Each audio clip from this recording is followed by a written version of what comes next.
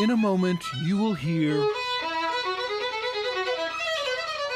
just how much Wesley Fisk loves to talk. And when he does, when the words come out of this musician with the Seattle Symphony, heads turn. How do you do that? It's the voice. Maybe. Always a sharp tone. Not to me. That voice.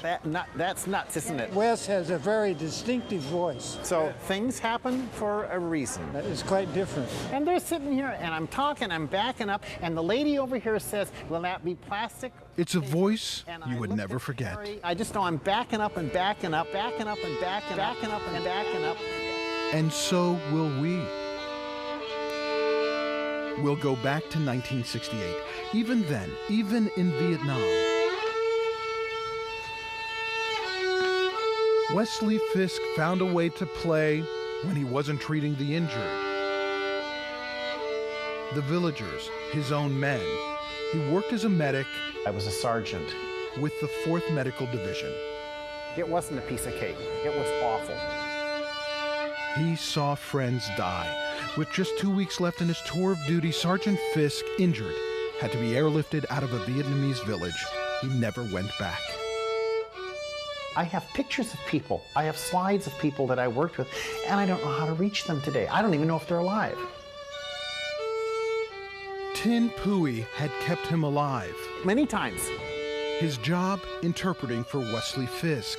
Tin's talent, he could spot the enemy. When they knew the Viet Cong were out there, we never went. 36 years later, it still bothers this retired sergeant. I couldn't say goodbye to anybody. He never thought he'd get to say hello again. Wesley's wife, Retta, needed toothpaste. So, this is where we came. They never come here, to the PCC grocery store on Aurora. This is where she grabbed the toothpaste. At the Green Lake store, Wesley stood online, bumped into old friends, Harry and Annette Case. Wesley was talking to you two.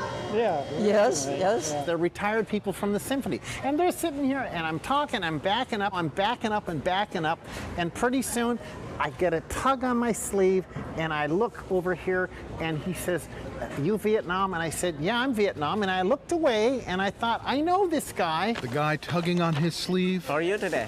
was bagging groceries. An old friend who recognized a familiar voice. That's Tin Pui. As soon as you heard the voice, you knew, right? Yeah, right. From here all the way to a good 4 or 5 minutes of yakking to key in and say, where have I heard that voice? Where have I heard that voice? We hug, jump up and down, right? Oh yeah, I never figured he got out of Vietnam alive. Where did you think he was? I don't know for sure.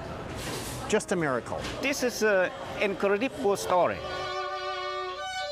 A story Wesley thought ended 36 years ago when he wrote to his mom and dad Retired soon, though Tin is an excellent interpreter. about his friend, Tin. For a day off. How do you look backwards for that? You can, Oh, no. Against the law of sport. Toothpaste brought them together, that and a conversation with Harry and Annette Case. And if he hadn't talked to you? Tin wouldn't have heard his voice and recognized him. Wesley would have bought the toothpaste and walked right by his old friend who kept him alive in Vietnam. that's the story. It's incredible. John Sharify, Como 4 News, And he worked with me every day in Vietnam. Seattle.